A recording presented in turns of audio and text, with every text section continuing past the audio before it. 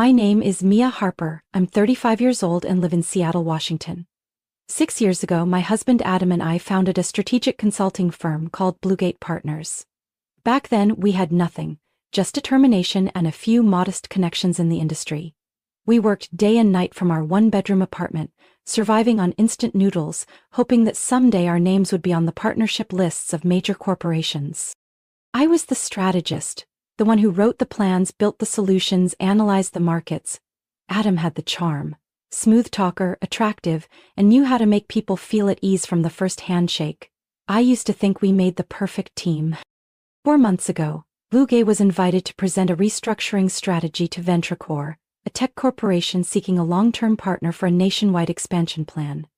The project was so massive that winning the contract would catapult our company to a whole new level. I spent the entire summer researching, analyzing each branch and every line in their financial reports. Adam ran around having lunch with investors and delivering gift baskets to prospective clients. Or at least, that's what I believed. On a Saturday morning while cleaning the kitchen after a late breakfast, I accidentally bumped Adam's iPad on the counter. The screen lit up. A message appeared, still unlocked. She thinks she's gonna shine tomorrow. Once the proposal's sent, we'll take out the trash. Underneath it was a red heart emoji next to the name Rachel. Rachel. Adam's assistant. The woman I had once trusted to handle scheduling and presentation materials. She just transferred to Seattle 3 months ago after Adam had personally requested her from the Los Angeles office for her outstanding potential. I stared at the screen, my fingers unconsciously scrolling up. A thread of messages appeared. Mia stayed up until 2 a.m. just to double-check the slides. Perfect. The more exhausted she is, the more likely she'll slip. Tomorrow she'll bury herself. We'll be there to clean up the rest. I froze. My heart pounded so hard it hurt, but my face stayed still, like stone. Each word sliced across my skin like a blade. Not because Adam betrayed our marriage, but because he betrayed my intellect. He betrayed the years of effort I had poured into this company. They had been planning this for a while. A message from over a month ago showed Adam using my connections to meet with investors privately and raise capital under his own name. Rachel had even sent over a proposed new company structure, with Adam as the sole CEO after I was removed. Every step, every detail was cold, calculated. I carefully placed the iPad back like I'd never touched it. In the stillness of the kitchen, I could hear the blood rushing in my ears. Adam had left just minutes earlier to meet a lawyer about some paperwork. I used to think he was handling our business. Now I understood. He was preparing to push me out. I poured myself a glass of water, took small sips, and stared at the window. At the reflection of a woman with no illusions left. I whispered, "You're going to regret underestimating me." I set down the glass, dried my hands, and picked up my phone. From that moment forward, every move would be deliberate, like a chess game. Adam thought he was 3 steps ahead, but he had no clue I'd spent years studying his every move from the sidelines. I opened my contacts and scrolled to a name I hadn't called in 2 years.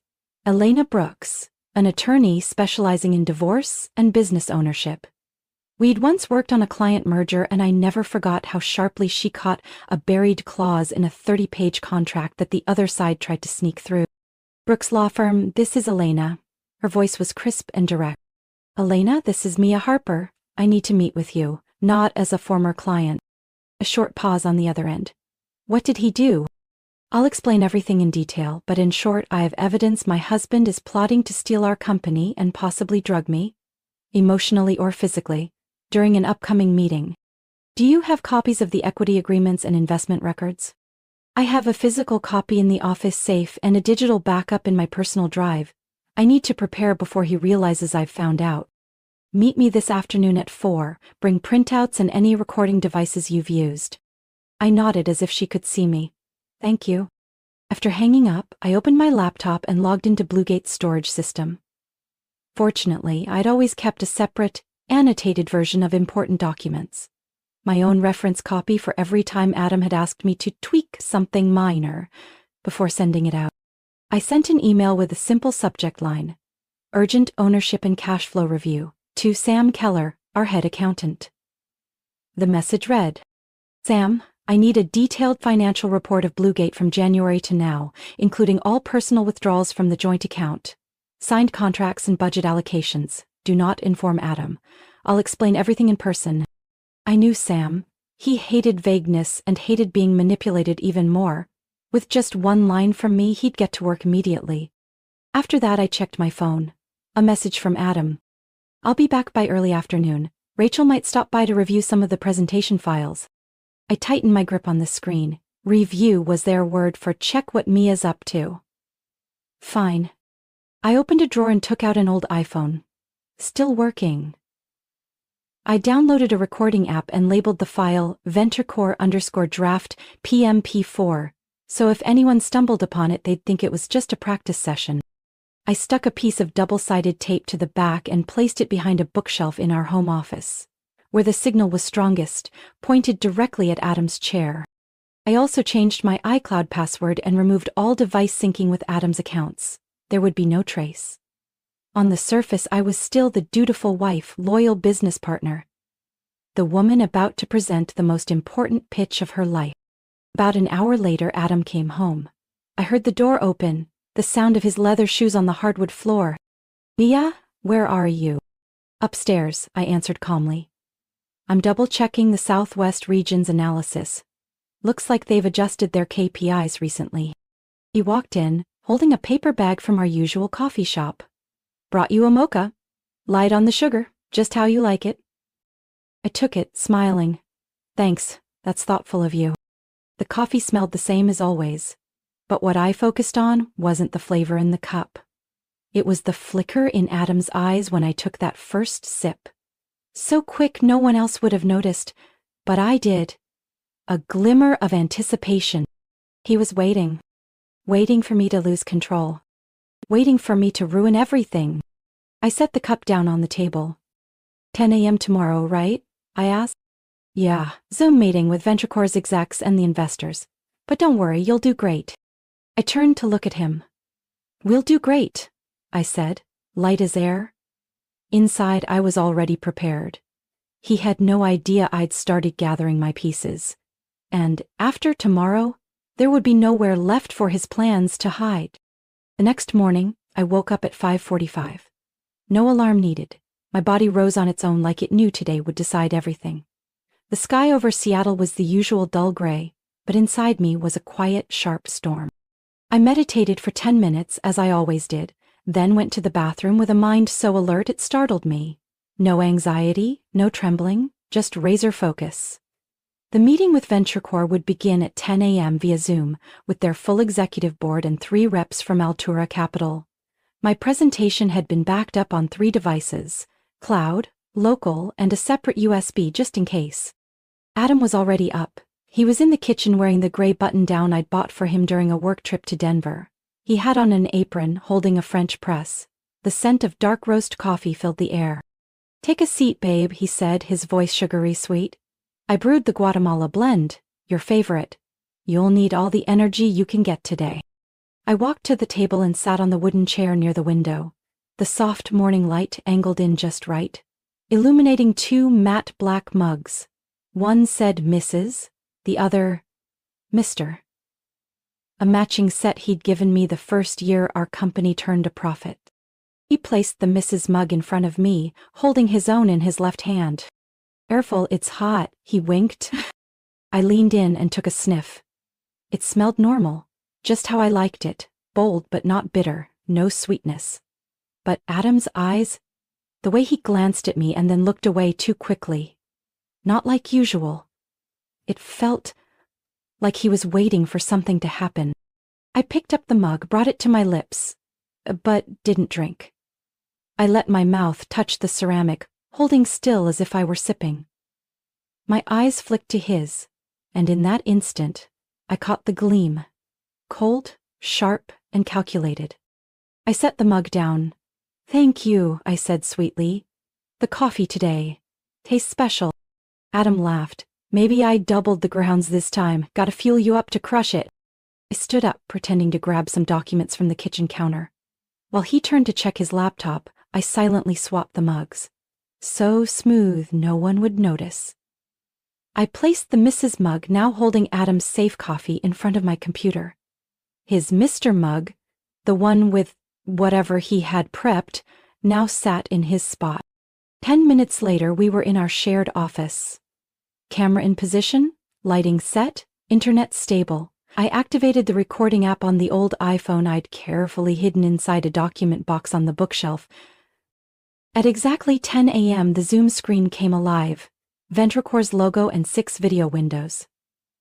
CEO Peter Langston sat center, gray hair, serious expression. 2 operations directors flanked him. The investors from Altura Capital appeared in 3 separate windows, dressed sharply, faces unreadable. Adam started off. Thank you all for your time. We believe this strategy will help Ventricore maximize efficiency over the next 12 months. I sat still, watching. He was smooth through the first few lines. But by the 3rd sentence, I noticed his right hand tremble slightly. I blinked. There it was. He continued. First, the data shows that. He furrowed his brow, his eyes glassy as if he were trying to read through smoke. He swallowed hard, winced, and grabbed the coffee mug again, taking a long sip, then exhaled heavily. I tilted my head. Are you okay? I asked softly, just loud enough for everyone to hear. I'm just a little tired. I'm fine, he said, shaking his head with a forced smile. But his chin had started to quiver noticeably, and when he fumbled the slide clicker 3 times, skeptical glances began to appear on screen. I eased in. Would you mind if I presented the data integration section? I asked, my eyes on Peter. He nodded. Please. I stood up and pulled up the next slide. My voice was clear, each number explained with precision. The investors' expressions slowly shifted from confusion to interest. I could tell they were comparing me and the man next to me, drenched in cold sweat. Adam lowered his head, trying to focus, but that mug, his mug, filled by his own hand, was quietly dragging him out of the very game he thought he controlled. Peter Langston tilted his head slightly, his eyes narrowing at the unusual pauses in Adam's speech. Are you all right? He asked politely, though his tone had shifted into evaluation. Yes, it's just, I probably didn't sleep enough last night. Adam forced a smile, but his voice cracked, like a strained cord about to snap. I kept my gaze calm, face composed. He was up until almost 2 a.m. last night, making final tweaks to the analysis, I said gently, like a concerned wife, though every word had weight. Perhaps I should continue while he takes a few minutes to rest. Peter nodded. That sounds like a good idea. Adam started to speak up in protest, but at that very moment, he grabbed the edge of the table, his lips trembling slightly. He stood up, intending to walk toward the bathroom, but had to steady himself on the chair. He no longer looked like the sharp CEO he tried to be. In the eyes of our clients, he now appeared to be a man who had lost control of his body in the most important presentation of his career. I didn't wait. Next is the internal systems integration map. I spent 3 months researching each of Ventricore's functional segments for this, I said, smoothly advancing the slide. All attention shifted instantly to me. Jennifer Klein, the COO, leaned toward her camera and asked, Mia, where did you obtain this data? I've never seen an external evaluation this detailed. We engaged with 5 regional branches under a hypothetical model, using Q3 reports and direct feedback from technical team leads. I personally interviewed 7 individuals under strict confidentiality, I replied. Jennifer gave a satisfied nod. That's impressive. I moved to the next slide. Here are the factors slowing down contract processing. Just within technical support alone, Ventricore is losing close to $3.2 million annually due to task redundancy and procedural misalignment across regions. Peter raised his eyebrows. Is that number accurate? Down to the line, I answered firmly. I cross-referenced every transaction sample with systems from 3 companies of comparable structure. Bluegate Partners doesn't just offer solutions, we quantify impact and implementation timelines. As I continued presenting, Adam returned. Face pale, lips drained of color. He sat down wordlessly, eyes fixed on me as if he didn't recognize the woman leading the meeting, like a true executive. There was no hesitation, no misstep, just calm command and precision in every word. Now, in terms of investment costs, I continued, we're proposing a 3-phase model. Initial costs come in at just 28% of the industry average, with the potential to reduce operating expenses by 18% within the first 6 months. Margaret Wynne, one of the 3 investors from Altura Capital, who had remained quiet until then, finally spoke. What kind of assurance can you give us on timeline monitoring? We use a dual-layer reporting model, I emphasized. Each phase has independent oversight and I personally supervise the progress at every major milestone. Peter looked at me, then glanced at Adam slouched in his chair. You're the one directly managing the projects? I designed the entire strategy, I said softly, so I stay involved from start to finish. Jennifer gave a small nod. No wonder the proposals are so deep. Nothing about this feels surface level. I smiled in acknowledgement. Toward the end of the meeting, Peter looked into the camera and said, I think we've seen enough. Bluegate is clearly one of the most promising candidates. I replied gently, Thank you, Mr. Langston. We're ready to begin whenever VentureCore is.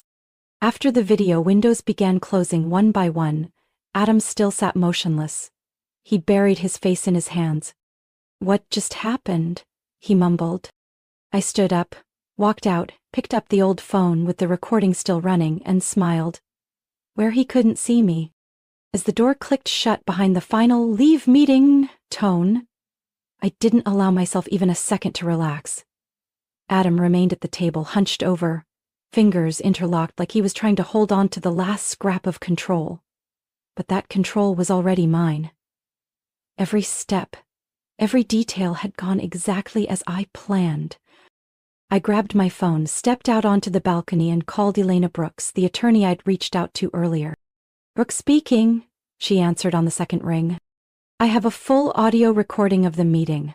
Clear footage showing Adam unable to maintain awareness or coherent speech in front of 6 stakeholders. I also have evidence that the coffee he gave me was swapped. Substance involved? I don't know what exactly, but if that mug is tested, I'm sure something will come up. More importantly, I have video, messages, and proof that he intended to remove me from the company. Elena's voice was as cold and sharp as always. Good. Send everything to my secure email. I'll file for an emergency business asset protection order with the court this afternoon, along with a petition citing corporate sabotage. I ended the call. Standing there on the balcony, staring at the gray skyline of Seattle, I clenched the railing. It was only 2 p.m. The day was still long and I had more work to do. I returned to my office, opened my laptop and began drafting an email to Peter Langston, CEO of VentureCore. Subject: Thank you and a few personal notes. Dear Mr. Langston, thank you and your team for your valuable time during this morning's presentation. I deeply appreciate the positive feedback from you and the investors. I'm writing to you personally to share that a few internal matters have emerged within Bluegate Partners, which may affect the current leadership structure. However, I want to assure you that this will not impact our ability to execute the project, nor my personal commitment to VentureCore. Every piece of information I shared in the presentation was researched, developed, and prepared entirely by me. I remain fully ready to serve as your direct point of contact if you deem appropriate. Sincerely, Mia Harper, co-founder, Bluegate Partners. No need for many words. Peter was smart enough to read between the lines. I didn't have to physically remove Adam from his seat. Professionalism and results did that. Next, I logged into the corporate banking system. The company account was jointly held, but I could still prove the personal funds I invested. I had kept separate receipts, transfer slips, and even email confirmations of additional capital contributions during our 3rd year of operation. I opened a new business account under my name, at a different brand branch but within the same banking system. In the notes section I wrote, Temporary transfer, personal assets invested in the business not yet recouped.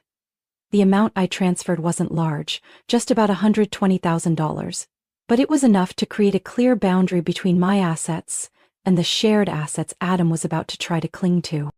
Once done, I called Sam Keller, the chief accountant. Sam, I need you to do something urgent, I said, my tone serious. I need a cash flow statement, profit analysis, and the contribution of each founding member of Bluegate from 2018 to now. You must not inform Adam. Send it directly to me via a secure link." Sam was silent for a few seconds. "What's going on, Mia?"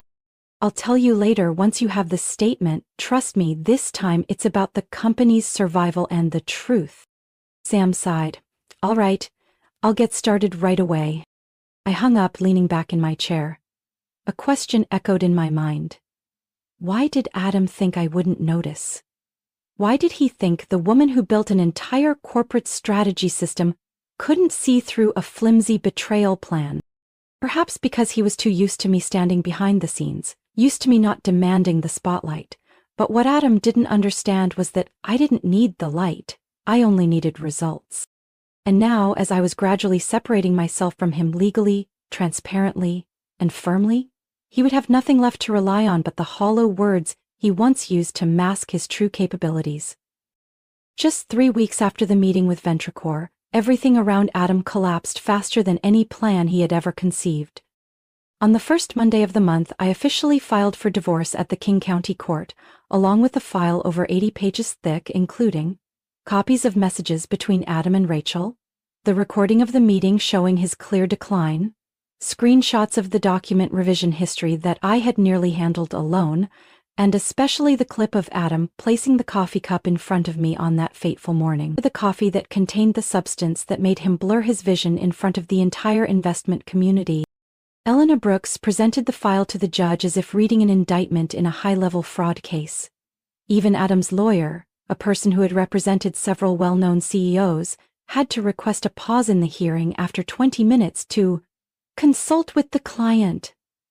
In the waiting room, Adam sat with his head against the wall, hands covering his face, while his lawyer looked down at his phone, quietly opening a job search app. 4 days later, Adam signed the divorce papers and the agreement to withdraw from the company with only one condition: to retain symbolic shares and not be criminally prosecuted. I agreed. Not because I was soft-hearted, but because I knew keeping him as a useless name in the company records would only prolong his embarrassment. Bluegate Partners was quickly re-registered with me as the sole CEO with full legal representation and asset management authority. Sam Keller, the chief accountant, submitted a report confirming I was the main investor from the second year, and also signed all major strategic contracts. As for Adam, in less than a month, all the investment relationships he had tried to maintain through wine parties and hollow compliments had withdrawn. Altura Capital refused to sign any contracts bearing his name. One of the investors even directly messaged my email, "We only work with people who truly know what they're talking about." As for Rachel Weston, Adam's special assistant, everything ended even faster. Right after I sent the message thread and internal document access history from Rachel's company email to the HR department, she was asked to hand over her laptop, phone, and leave the office within an hour. 4 days later, a complaint about data security violations and intellectual property infringement was sent by me to the Washington State Financial Planning Licensing Board. Within 12 days, Rachel's professional license was suspended and the investigation process began. A person who once dreamed of running the company with Adam now couldn't work in the industry for at least the next 5 years. I didn't feel joy seeing their downfall, only relief, as if the room had finally been cleared of toxic smoke, allowing light to enter. One afternoon, Adam came to the old office, unannounced. I was in a meeting with the new project team. He stood in the hallway, not entering. His face was thinner, hair disheveled, eyes sunken. He extended his hand, hesitating. "I just wanted to say sorry." I looked at him for a long time. "What are you apologizing for, Adam?" I asked. "Poisoning me? Or trying to take away the career I built with blood and sleepless nights?" He lowered his face, hand withdrawn. "I don't know. I thought I could control everything. But I misjudged you." I nodded slightly. "You're not the first to do that." Then I turned away, closing the door behind me. No more words were needed. His story ended there, with a closed door and a man lost amidst what was once the illusion of power. As for me, I continued. 6 months later, I sat alone in the conference room on the 18th floor of the new Office Horizon Plaza building overlooking Elliott Bay. The sunset light streamed through the thick glass, casting a gentle golden hue on the walnut wood table, where the latest quarterly report of Bluegate Partners lay. 212 pages. Each number in it was the result of a journey I had walked alone after everything. Since the day Adam stepped down, I've had full control of the company. The partnership with VentureCore didn't just go smoothly, it exceeded all expectations. Within the first 4 months, their internal performance improved by 22%, while they saved nearly $3.8 million in operational costs, exactly as outlined in the model I proposed during that meeting. 3 senior executives from VentureCore, including Peter, Langston, and Langston, sent me personal thank you emails, along with invitations to expand the partnership into their Chicago and Phoenix branches. When I signed the second contract with them, Peter said one sentence I'll never forget. "I've never seen someone lead with such sharpness and kindness at the same time." I offered a quiet smile in return. I didn't need to answer. Results had already spoken for me. Within 6 months, Bluegate Partners expanded by 40% and brought on 3 senior professionals, a data analyst from San Francisco, a former tech director from a recently acquired startup, and a legal expert in corporate contracts. Each was someone I once dreamed of hiring, but never thought I'd be able to recruit so quickly. We also signed 2 more major contracts, one with a retail chain expanding across the West Coast, and one with an educational organization undergoing a full data transformation. I personally supervised each project during the first 3 months before handing them over to dedicated teams. Everything ran flawlessly. Adam never reappeared. I heard he tried starting a new consulting firm, but with no partners, no capital, and most importantly, no reputation. After that failed attempt, he disappeared from the industry radar. As for Rachel, she left Seattle, her LinkedIn profile was deactivated, and her professional license remained suspended pending further investigation. On late nights after the office lights had gone off, I'd often stay a few extra minutes. Not to work, just to look around. To take in the space I rebuilt piece by piece. To look at the chair Adam once sat in, now belonging to a 27-year-old female strategist I recently hired. To look at the nameplate Mia Harper-CEO etched in glass. Not as a display of pride, but as a quiet reminder that I reclaimed everything once at risk. And strangely, I didn't feel bitter anymore. I felt light, as if the storm had passed and now all I had to do was lift my head and see the blue sky. One May morning, while sipping coffee on the office balcony, I received a new email. "We would like to nominate Ms. Mia Harper for the 2025 Innovative Leadership in Small Business Award, Seattle Business Circle." Some people once thought I was just a shadow, the support role, the seat beside the public face. But in the end, it was that very person who handed me the opportunity to prove the opposite, through his own betrayal. Now that everything is finally in place, I stayed silent. My story didn't begin with victory, it began with betrayal. My story didn't begin with victory, it began with betrayal. But the moment I was underestimated became the very opening that allowed me to rise and take control on my own terms. I didn't need loud revenge, I only needed truth and success to speak for me. In this fiercely competitive world, the biggest lesson I've learned is this: when you know your worth, no one can take it from you. And sometimes silence is the loudest response of all. What do you think of Mia's choices and how she overcame it all? Share your thoughts in the comments. And don't forget to follow the channel so you won't miss more inspiring stories about life, marriage, and family.